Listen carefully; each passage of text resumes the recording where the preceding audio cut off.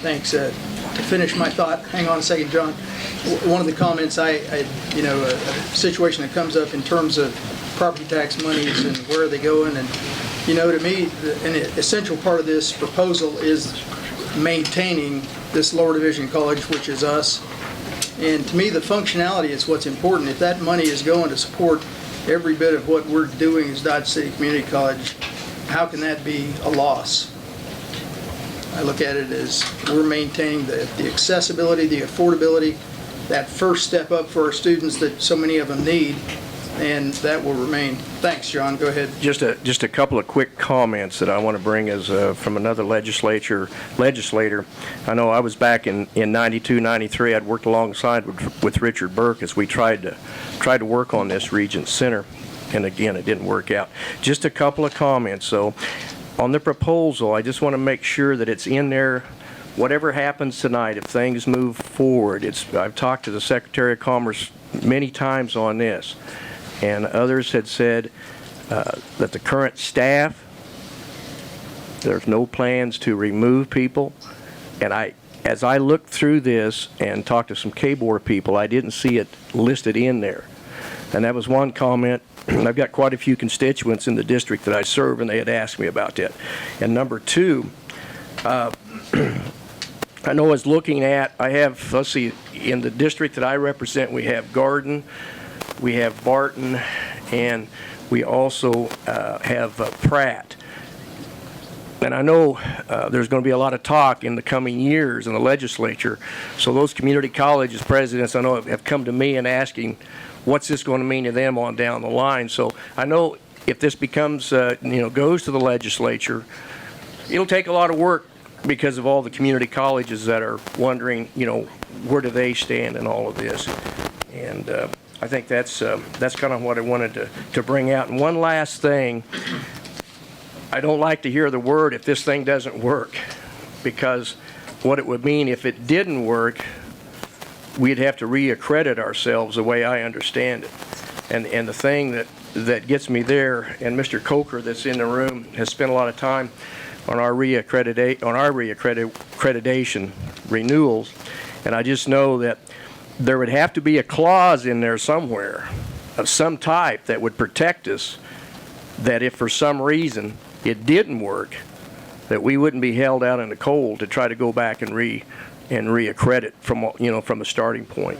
So those are some things that I hope that are going to be put down in writing somewhere for protection.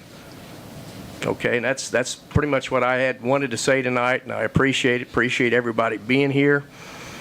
I know there's a lot of work going into this, and it takes all of us to come to where we need to be. Thank you. You help write the legislation. Well, I tell you what, it's going to take a lot of writing to get it to work for everyone across the state, because it does concern everyone across the state, not just Ford County. And right. Thanks, John, thank you for your comments and being here tonight. I would add that I think it's probably being followed by people across the nation, because education entities are aware of what's going on, and this state is aware certainly, but there are other places that are watching this too because of the innovation. Yeah. And that's a good thing, and we need to be very careful. I would like to add that some of these questions could have been answered if we didn't have this talk about that. I feel very strongly about that. I'm sorry that it had not. Yeah. I think we can look backward saying, wish we would have had a couple other sessions. But to me, it doesn't change the facts on the ground. Those are still questions that have yet to be looked at and answered. And they don't hinge on, yes or no. They're part of the process, and they're definitely some of the questions that we need to work on. And I'm sure there's going to be lots more. But that was one of the things that makes me uncomfortable about voting when we have not settled something. I see the bright lights. Yeah. I see them. To answer one of your concerns, though, Florstein, one of the things you brought forward earlier, and it's very clearly stated in what's titled the June report from the Kansas Board of Regents. I mean, it lays it out. Section 14 goes on. It's letters A through J, K, M. So clearly stating that all these things that we're asking for, and all these concerns that we have, are the same concerns that the Board of Regents has. I mean, and it states here, the proposal must include an appropriate feasibility study with third-party validation of the data. Also address the principles and guidelines, and then it goes on, and as I said, I can read them, but we'll be here all night, discussing all of these specific points, and these are the things, and this was provided in the Board of Regents report from this month. I think it's very reassuring that the Board of Regents has asked us to make this decision tonight and to make this resolution. It shows their true concern and vested interest for Dodge City Community College. Not, they're trying to act as a bigger governing body and to really look at this as a whole. They want to make sure that they're not pushing us into a decision and that they have our interest in mind. If they didn't, they'd have already voted the other night. We wouldn't be talking about this right now, we'd be going forward right now.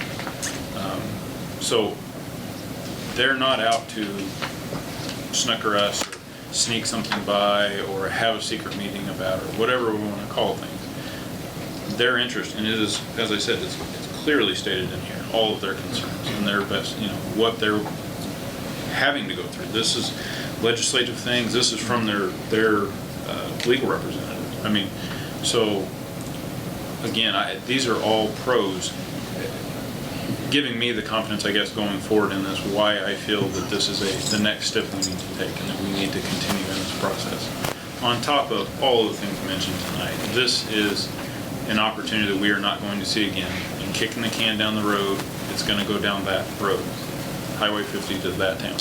And we know that. Someone else is going to pick the can up, and we can keep kicking it, and we can keep crossing our fingers and hoping somebody else doesn't, but it will happen. And we will wait too long, and yet the next opportunity will pass Dodge City. And we'll look back and wish we hadn't done that. I don't want to see us lose that opportunity. I feel that the opportunities are there for us to dissolve the proposal down the way if we do feel it is a bad idea. But I think killing it now is not it's not a decision of a yes or no vote. A no vote is a decision to go one direction, and a yes vote is a decision to go another direction. Neither of them are continuing down the same path we're on now. I feel that it's a left or right turn, not a straight road and a T. We, based on this and where this goes, I think has instilled enough conversation and talk in the community and otherwise that voting no for this will change this college just as much as voting yes for this will change this college. And there's worries both ways that they may not be good things. That's my concern, and so I don't feel a no vote is an abstaining vote or a vote of we're just going to keep doing what we're doing, because I'm worried we may not be able to keep doing what we're doing if we don't pursue one direction or another.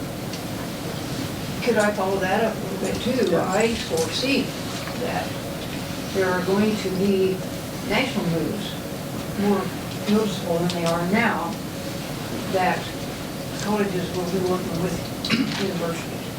It's coming, and I expect that there will actually be legislation to address that. Not immediately, but I think that's the future of what we're looking at. I really do believe that. And I see that as one of the factors in this picture too. Mr. Chairman, is there any way that we could ask that, if we did do this tonight, that the financials are cleared so that there is not a discrepancy? We don't know what we're doing if there's a discrepancy in those figures, and the figures are important. Well, and that's one of the big hangups is we've seen how many sets of figures? Yes. 5? Quite a few. Depends on where it comes from. That's- They're all different. So which do you believe? I think that's a valid question. And again, I'd refer back to the June report from K Board Legal Counsel. I think every one of those factors it's A through whatever it is, K, are listed, which includes everything from funding sources to comprehensive budget analysis, impact on revenues before and after the affiliation projected. So that's already in there. I mean, that's a part of, these are attachments to this motion. So I believe we have that covered with the legal jargon from K-Board. I believe that it's there. We asked the We council. could I take that what legal counsel did for K-4 is they looked at the proposal, the May proposal, and we're asked to, okay, how can this work? You know, what issues are there as far as from statutory changes? And so I think the June report is simply Ms. Miller's assessment of what all is going to have to, you know, what's in place now and what would have to happen in order to make this work. And so I think that's just, she's just saying, you know, all these things are going to probably have to have some sort of legislative or capable attention to make a merger work, because there's nothing statutorily that provides for a merger of a four-year institution and a community college. So I think that's what she's saying, is these are all things that are, you know, K-Board should consider, or that are going to have to be addressed. All right. Thanks. I got one more question for Yeah. Shane. So basically what you've said is that it is not going to be the K-Board's desire to have the legislation change so that we can't decide not to do this at any time. I mean, once the operating agreement's intact, then we can still sit down and either say yes or no. That's not gonna change along the course, right? I think you're right, Jason. I mean, the white paper calls for an out. What you need to be very clear on, though, is that you're okay with the one institution thing. And that you want us to proceed. The white paper calls for negotiating that agreement. It calls for working out the enabling legislation. And it anticipates either party along the way, if things aren't the way they want it to be, can get out. And that includes even after the things form. So you want to get that into the enabling legislation if you want the enabling legislation to say what the white paper says. So this is a marriage, you know, and there's a lot of work that goes into it. And once we get it put together, you know, it's going to be difficult to get a party in. But it can happen, and you can put that legislation in there. If you get down the road here a few weeks and you find out, we're not saving $4 million, we're saving $2 million, or it's costing us $2 million, then you're going to have to figure out how to get around that issue. And both parties may go, you know what, the numbers aren't there. But that's not what you're saying in this proposal. What you're saying is you're approving the one institution idea. You're approving the 3 institutions within one. You're asking the K-Board to go get $5 million and to get $10 million to build a building. And all the other things that are in that proposal. My feeling is the problem with the white paper has always been that one institution deal. And we need to make a call on that tonight, because we are wasting our time if that's the issue. And that's really what I see you voting on tonight. Because we can work through all this other stuff. We can solve all those problems, I'm convinced. You can't solve that one. That's a deal breaker. And so that's what you're voting on, in my opinion. And it, you know, it's a big issue. You gotta weigh it. I've talked to you about what I think of it, and why I think you gotta do it, and why I think it's the best way to do it. You gotta make that decision. And that's what you're really voting on tonight.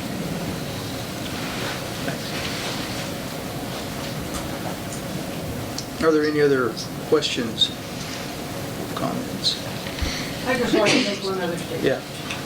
One of the biggest things that is a concern, so many people have stopped me to say, you don't want this community college to go away, but you're telling us it won't. It will be different, it won't be the same.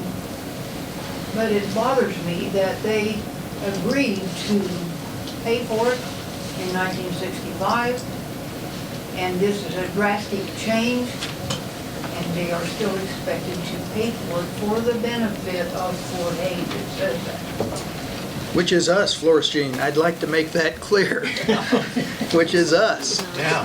And you know, not yet, you're right. There's a lot of steps to go before we're us, I guess. But, and again, I think referring back to this June report thing where it talks about all the legislative stuff that has to be accomplished, a community vote was mentioned how this place was formed, and it mentioned in there options are either new legislation or something else. So it may come back to this Ford County anyways. We don't know that yet.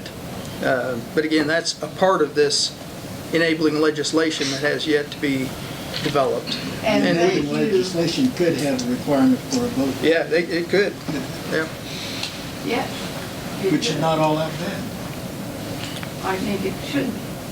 And thank you to Representative John for his comments. I really appreciate that. And that caveat that we would have a, I don't know where he is, that he would have, we would have the assurance that we could be credentialed again because the North Central has told us it might not happen. If we were gone 2, 3, 4, 5 years, how would we start up again? And certainly if we weren't accredited. See, that's got to be think, Florstein, considered you even could though put it's not a that big thing. in that enabling legislation and also in the operating agreement.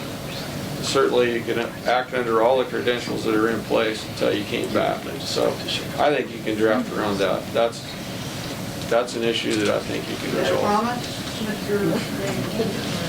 I think it ought to be in there, and this board ought to insist that it be in there. Right. Yeah, if you assume, you go forward with optimism, but if worst comes to worst, you can't have a non-functional place, and that's your point, I think. I think that with due diligence, we can avoid that unexpected or unanticipated result. I appreciate due diligence. Yeah, That's a part. all right. A lot of good comments. You know, a lot of thought has gone into this over maybe years, certainly last several months. And so this is where we are tonight, very important turning point in this process. And so motion second is on the table. I think we're ready to vote. And I would like for Carlo, if you could call the roll on this, vote yes or no. Dr. Presley? Yes. Don Webb? Not a vote. Okay, Florstein? Benny? Go on around and get back, please. Okay. Dr. Joy? Yes. Forrest Reeves? Yes. Dr. Finley? Yes. And Florstein Hampton? Thank you. The yeses have it. I think we need a break. Maybe for 5 minutes to go on to the next action item. And that'll be that other resolution. The other resolution, correct.